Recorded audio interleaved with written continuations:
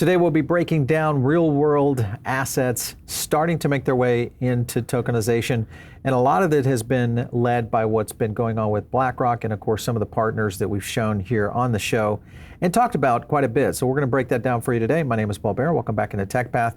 Just to get a framework of tokenized treasuries overall, and we've shown this from time to time. If you guys have seen this website, app.rwa.xyz, you can kind of see the movement. I'll zoom in a little bit on this right here to kind of give you some insight here. But this, of course, has been happening since essentially BUIDL came on the scene, and that will be a little bit about what we're talking about today. We'll have Securitize on the show breaking this down. But the point is that when you look at tokenized assets and really the growth, the opportunity is starting to line up in a very big way, I think, for not only speculators, but also just the innovation of where investing is going to be going in the future. Further within this, I want to kind of break this down. I'll get into a full lineup of what's happening with not only Securitize, but also BUIDL as a whole. And I want to bring in, maybe you guys are not completely aware of how this works, and I think we've broken this down for you guys before, but this is kind of just an overview. BlackRock, of course, engaged to Securitize. They're a Miami-based company that, of course, is an SEC-registered transfer agent. That's what Securitize does around the BUIDL token. We thought, hey, let's get in the CEO of Securitize and get some questions answered, because I think this would be fun. So, Carlos, welcome to the show. Thanks, Paul. Thanks for inviting me. All right, so let's get into it for some people who are watching or listening into our podcast version, and they don't really understand how BUIDL works and how Securitize works in exchange with how you guys have partnered up with BlackRock. Can you give us some explanation there? Sure. So we're a firm that we've been doing tokenization of assets since we started the company in 2018. So let's first discuss tokenization if you want broadly, and then kind of like narrow down into this specific project. So tokenization basically is the process of, taking an asset, which for the most part, it's either a security or you securitize the asset to be able to then provide fractional ownership, and then you take these portions of this asset, and then you basically issue them as a native digital asset on a blockchain, what is usually called a token. This token represents the economic interest on the asset, so therefore this is why it's a security. And then through this process of putting it on a blockchain, you can make the asset much more productive, right? Easy to distribute, easy to trade or redeem, or to have other, like let's say, digital functionality that traditional securities are difficult to deal with, right? Because they're not in digital form, because the ledger tracks the security and the cash are separated, etc. So you have a blockchain being this very good ledger that is designed to move ownership of an asset in a very efficient way. So that's what tokenization is, and that's essentially what we do as a firm. As you mentioned, we are registered transfer agent with the SEC. So we basically work with an issuer to basically issue their securities through our tokenization platform on a blockchain, and then manage the securities there. So we do the entire life cycle of the issuance, the investor onboarding, asset servicing, etc. We're also a broker dealer, so we also have a license to be able to sell these, securities in token form, as well as trade them on the secondary market. So we have the entire life cycle of the securities. And in the case of BUIDL, we basically act for BlackRock both as the transfer agent and tokenization platform, as well as the main broker dealer that distributes the BUIDL fund into investors. So a couple of quick points, from the BUIDL token itself, or I guess what we would see, I mean, there's not really like a token icon out there. Is that something eventually that's going to change, or how will that play out? I'm kind of curious. There is an icon if you go to our website that represents the BUIDL fund. So okay, all right. So, well, that's interesting. I didn't realize that was the actual icon for it. As far as BUIDL growth, when you look at the token growth, I was kind of comparing this as on Token Terminal, and you look at BUIDL right here. Of course, pretty accelerated here in late March, going into April a little bit slower. What is the expectation for the size of this? Because I've seen you talk on some other podcasts that there's some significant planning here, or potentials here, for where BUIDL is going. What are your thoughts on that? Well, I think that it hasn't been until now any good, if you want, institutional grade cash management product that is on-chain, native on-chain, that right. The BUIDL token, it lives in the public Ethereum blockchain that is also redeemable against USDC through a sale to Circle, which was announced recently as well. So this makes it as the kind of like the perfect solution for a number of things, right? One is treasury management. So a lot of the companies in the space that manage large treasuries, they need to be able to park some of their treasuries somewhere that is safe, that is, generates a yield, and that is on chain, that they can use it when they need it, moving it back to USDC and be able to use the actual tokenized dollars, right? So that's one aspect of it. The second one is to be able to build derivative products. So a lot of people were tokenizing treasuries, but without having direct access to the underlying treasuries. Now they have an on-chain native tokenized treasury fund that they can manage more efficiently. So we've seen some announcements around this with On the Finance and Mountain Protocol that using BUIDL as their underlying for their products. And the third one is collateral management, right? So a lot of people, when they work with prime brokers or the trading firms, liquidity providers or exchanges, they basically post stable coins as collateral to be able to trade in that facility. We've already got one company, Falcon X, that has announced that they will be taking BUIDL instead of USDC as collateral for their prime broker. So if you look at these three use cases and the size, obviously you're looking at billions and billions of dollars of potential for products like BUIDL. So all of this, of course, riding on the Ethereum blockchain. And I guess when you look at building BUIDL and other potential projects out there, is this something that has been coming in from the clients requesting Ethereum, or is this something that Securitize has said, hey, this is the blockchain we want to build on, and kind of go out and build, consensus on? If you think about what Ethereum is the oldest chain that's been around. It's considered very safe from security perspective because it has, hundreds of thousands, close to a million, I think, validators. It's never had any downtime, etc. So it kind of feels to me like that's a natural place where you start. And asset managers do not have the restrictions of using public blockchains that banks have. So that they have more flexibility from that perspective. And I think that, at least from the Securitize perspective, we believe that the innovation is going to happen on public blockchains, right? That's where, the compositability, the ability to have tokenized securities alongside tokenized cash, etc., make innovation possible. Of course, Ethereum is not the only one. USDC is supported in 15 different chains. So for BUIDL, I hope that we will see this as a multi-chain product in the near future. So with that being the case, Ethereum, as we know, there are high gas fees. You guys are doing airdrops on yields. How does that apply to these kinds of fees that are out there within the ETH ecosystem for what you guys are doing at Securitize? So I think that of course, there's blockchains that are trying to optimize for gas cost. So obviously that's not the case with Ethereum. It's probably the most expensive EVM compatible chain, but the cost of a transaction, as you know, on a blockchain is not related to the monetary value of the transaction, right? So if you were to move, $1 million, it will cost you, let's say, $20 or $30 on Ethereum. But if you move $1 billion, it will also cost you $20 to $30, right? Sure. So it all depends on, it all is relative. So if we were looking for a product that, trades very quickly and moves very quickly all the time with low monetary value per transaction, like, a few dollars per transaction, then obviously the cost of Ethereum will not be sustainable for this fund. In this case, I don't think it's a really important factor because of the size of the transactions. This is an institutional product for qualified purchasers only. Minimum investment is 5 million, etc.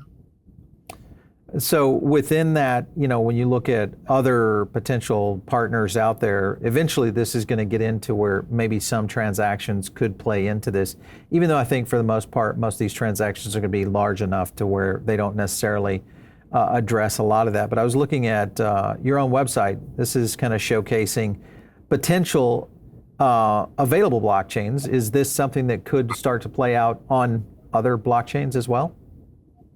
These are the blockchains that we currently support and where we have issued tokens for all the different funds. For instance, the tokenized KKR fund that we did a couple of years ago is issued on Avalanche. We've worked with Hamilton Lane on blockchains on funds in Polygon, and we've done recently, last year, we did an integration with XDC and started issuing some funds through a third party.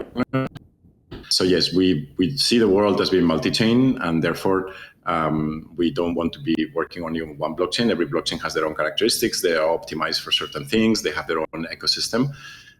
So I think that the world is multi-chain.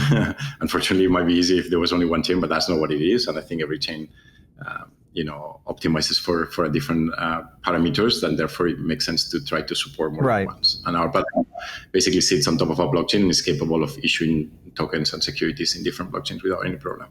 As interest rates start to slide, let's say, money markets, et cetera, we're starting to see cash at work, in the 5% range or greater. If we do see interest rates, which most likely could happen, start to slide, what happens at that point with something like a BUIDL token?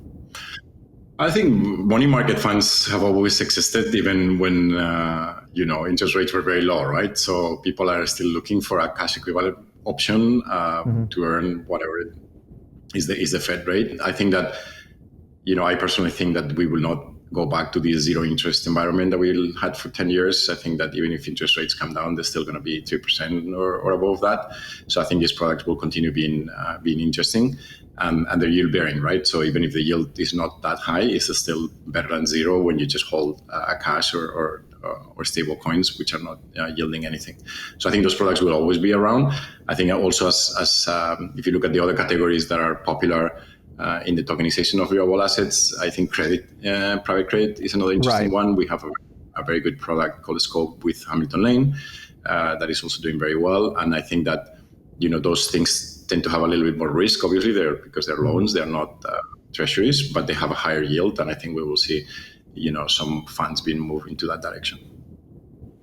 I was looking at this tweet right here. Let me see if I can pull it up here. Once on board, purchasing or selling these funds, easiest signing up transaction within your wallet. This is just showing kind of the process of some other projects out there that are making it easier for fund managers.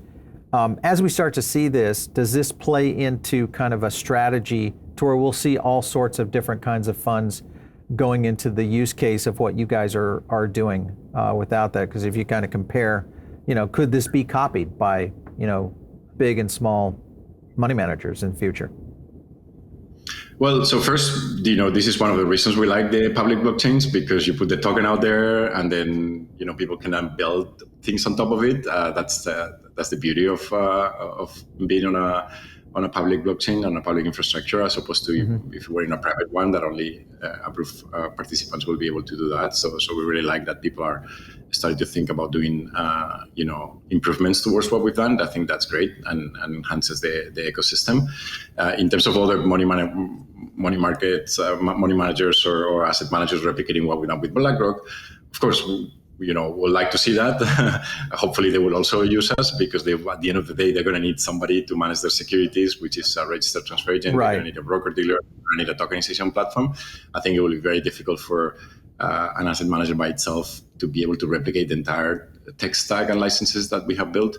And I think this is why some asset managers like, KKR, Hamilton Lane, and now BlackRock, they've chose to partner with us and focus on what they do well, which is basically managing the assets and not, getting into the managing of the securities and the tokenization space, which is what we've been doing for 6 years.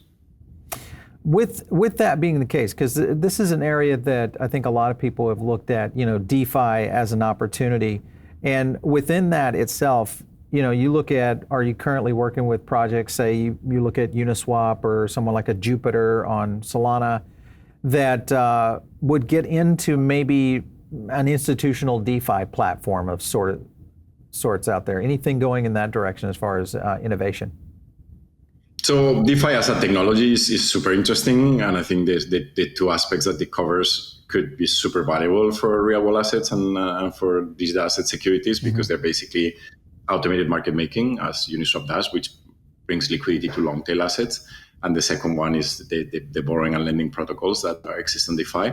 I think, unfortunately, the way they work today, because they are 100% permissionless and anonymous, they will not work well with with tokens that represent securities, which is the case of the BUIDL token and all the other tokens that we issue. Some players like Aave, etc., have already been looking at permission pools. I know Uniswap is coming with a version 4 of their protocol this summer that will have permission pools, and I think that's the right step forward towards enabling institutional participation in those DeFi pools that today, you're assuming a risk, right? Because you don't know who your counterparty is, because it's 100% permissionless and anonymous. So.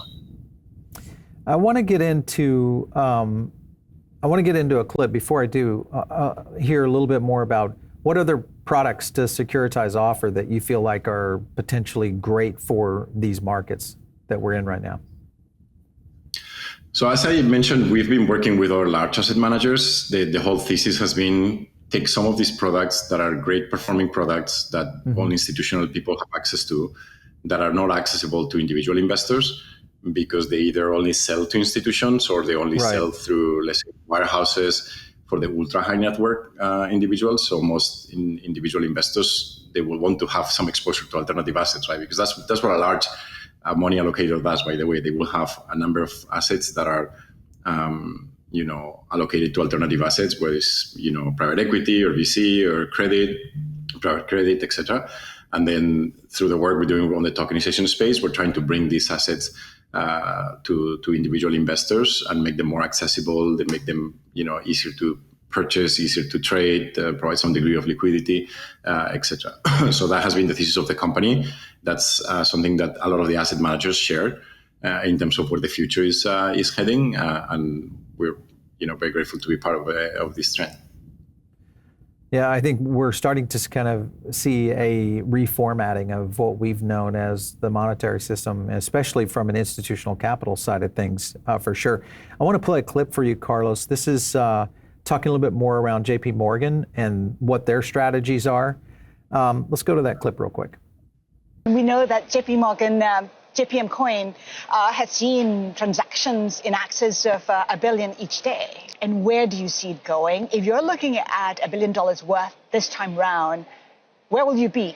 I'm hoping something at least 5 to 10x. And within what time frame? Within the next year or two. I mean, our business moves 10 trillion a day. So compared to 10 trillion, $1 billion sounds low.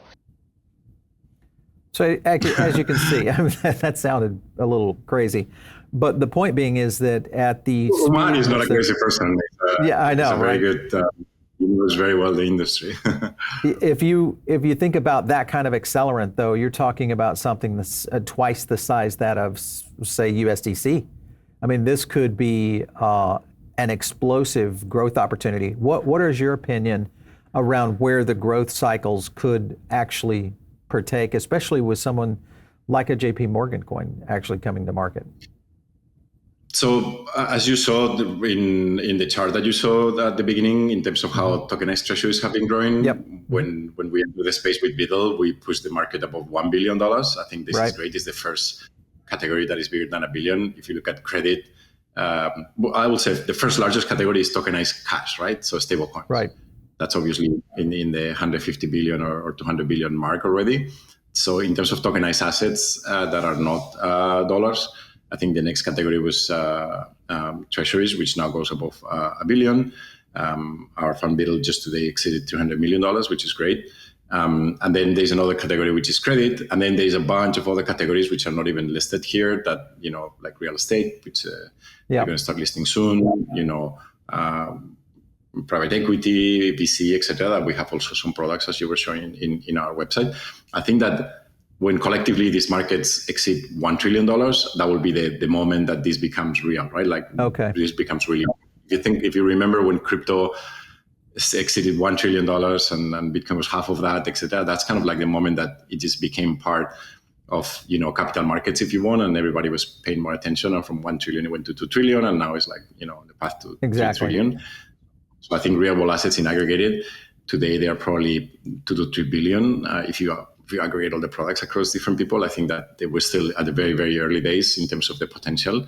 Because if you think about how much assets are out there, how much, securities, etc., you're looking at tens of trillions of dollars, right? So the potential of tokenization is massive. Well, I think also we've seen such an advancement on stablecoins, and we're already starting to get a little bit of regulation in there. You look at, this tweet right here from Senator Lummis, which presented their first comprehensive stablecoin bill. Most likely we're going to start to see some activity in DC about this. And if you look at, Carlos, I wanted to kind of get your opinion. If you look at the different opportunities that are out there, banks eventually will most likely play in this area. the tech companies who are already playing in this. You look at PayPal, the likelihood of others coming to it. And then you look at just in general, I think, what we will know as brokerages who might also be involved. Who do you feel like wins that stablecoin war, so to speak, in the future? Or is this something you think is just going to split up between all sorts of industries? That's a very good point. I think that, everybody looks for a different use case and everybody will get their stablecoin to penetrate a different market. I think PayPal, for instance, is very interesting because they do a lot of remittances and they have a big remittances business. And obviously they have a massive, retail audience, which is really not necessarily crypto native, where the stablecoin could play very well. Then you look at things like USDC, which is really more being used in the crypto native space. So that probably covers a different aspect. Again, I think that on the stable coins, the same way as with the blockchains, I don't think that we will see a world where there's one, but it will probably see a number of those which are being designed pushed towards a different use case depending on what the company behind is.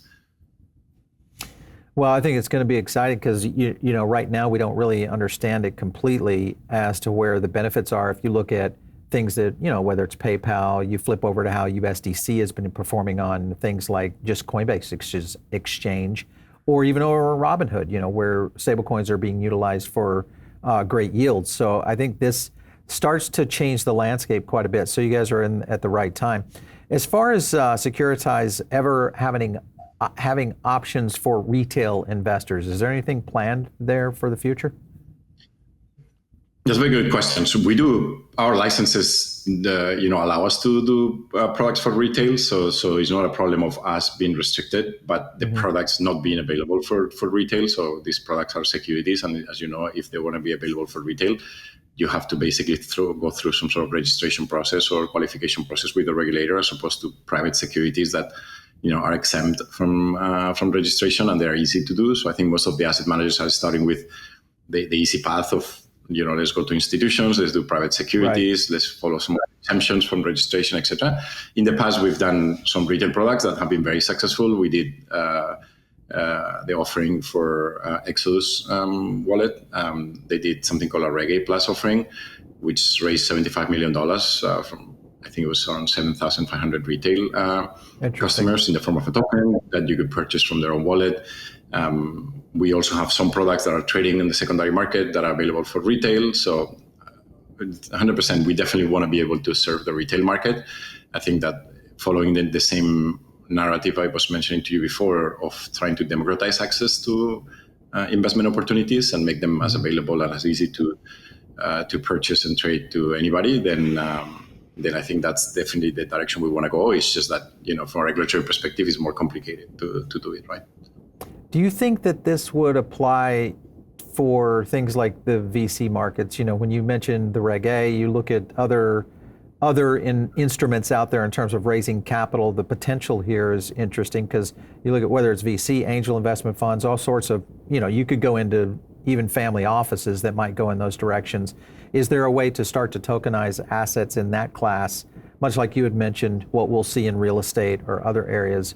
What are your thoughts about other investment classes out there with this strategy? We actually started with VC, right? If you look at the early projects that we did in 2018, it was a Spice VC, which was the kind of the genesis of the foundation of Securitize, which was a tokenized VC fund. And then we did the BCAP token for blockchain capital, which arguably was the first security token in the space, and then Science and Proto. So I do believe that, VC, as a person in tech all my career, VC is, that they have very good returns, but they have two problems. One, it's very hard to get into a VC. Usually the minimum ticket is very high. It's only for institutions, etc. And second, they're extremely liquid assets, right? You have to basically wait for, 7 to 10 years to start getting a return, even if the value of the assets have already appreciated significantly. There's no way for you to get out of it, right? So if you could leverage tokenization to make investment into, venture capital more, accessible, and as well to provide some degree of liquidity, I think that will be definitely something very beneficial to individual investors that today are missing out on one of the best performing asset classes. Right? I'm surprised we haven't seen anything really innovative from, big project houses like A16Z or others that are really active in the crypto space around this kind of center. So intriguing for sure. As far as the potential of... ARC has done something interesting. So they have a registered fund that allows individual investors to invest. They haven't tokenized it yet. I hope that the one day they decide to do that. But it's available I think it's in SoFi and in a couple of platforms for individual investors to invest in one of the ARC investment products. So yeah, well, if we do start to see it, I think everybody's thinking that'll be right huge. Because why not? Also keep in mind these companies have a lot of access to high net worth individuals because they have a lot of that's the one I was mentioning. Exactly. They have a lot of the previous founders that have done exits, that have money that might want to also invest in their funds that supported them, etc. So I think it does make sense. Yeah, for sure. Last couple of questions in terms of roadmap. You think about, obviously you guys are on the ETH ecosystem, but you could be over on something like Solana. Is there any plans for developing outside that and onto another layer one? Well, as you saw in our website, we do support other layer ones already, Avalanche, Polygon, and a few others. And we definitely want to be in as many blockchains as possible. I think it all depends on, first having engineering space. Like Solana uses a very different technology, let's say Ethereum. So for us, it's a lot easier to develop on EVM compatible chains. But obviously, Solana is one of the large blockchains out there, and we'd love to figure out a way that we could support Solana in the future. What about Securitize, just launching a token, maybe something on DeFi? I could see that, your logo, Securitize, SEC, that would be perfect. What a great token name. Whatever we do, we will have to make sure it's 100% legal. We are a regulated company, so if we do a token, it will probably be a token representing equity in Securitize and some other features, and we'll probably be through some sort of exemption to registration or a qualification like Reg A+, so retail people can buy it. I think that from that perspective, we're probably more conservative than other companies in the space in terms of taking regulatory risks, because otherwise we put our licenses at risk. And we interact with the regulators very frequently, obviously, to discuss our licenses. Have you seen any challenges? Obviously Miami is kind of a hub, I would say, for whether it's blockchain developers or people, even asset managers that really understand this space and where this space is moving to. In terms of talent, within the industry, it feels like most of the big banks have been sucking this talent up. I was looking at the numbers from JP Morgan, the amount of people that are moving into tokenized assets, into the potential of blockchain, scenario jobs. Do you feel like there's going to be a challenge in terms of the talent base for companies like Securitize?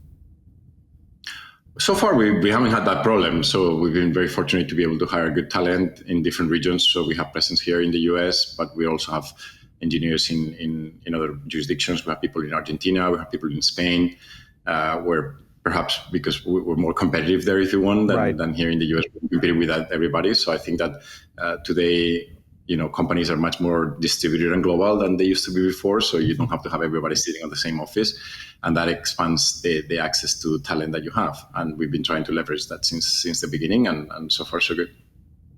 Well, listen, it's going to be an exciting year. I think we're going to continue to see a lot of growth, not only by companies like yourself, but just the advancements of real world assets starting to move in. We've been tracking several projects that are kind of going in that direction. So Carlos, it's been great having you on the show today. Thank you so much for stopping in. Thanks both, man. It was a great interview. You bet. All right, so you guys are maybe tuned in on the podcast. Jump over here to the YouTube channel, get some more of really a deep dive into understanding what we cover here, which is a lot in the Web3 space. Yes, we do get into a lot of the layer ones, the layer two projects, and we'll break down a lot of narratives for you. So make sure and come over to YouTube, hit subscribe.